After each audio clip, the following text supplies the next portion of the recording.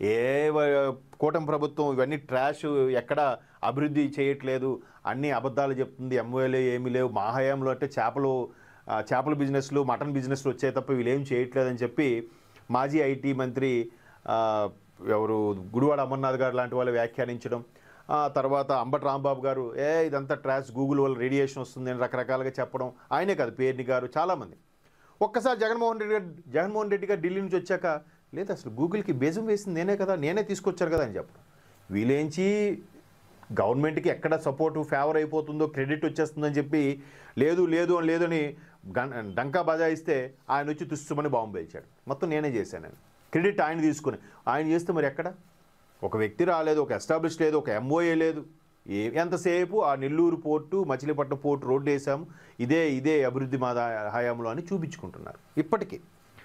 So ఇప్పుడు ఆయన ఎవరైతే సీఈఓ వచ్చారో ఏం చేశారు, వ్యాలిడేషన్ సదుపాయాన్ని ఏర్పాటు చేస్తాం, బెంచ్ మార్కింగు సుమారుగా విడిభాగాల కాంపోనెంట్స్ టెస్టింగ్ సంబంధించి ఇక్కడ ఏర్పాటు చేస్తామని చెప్పారు.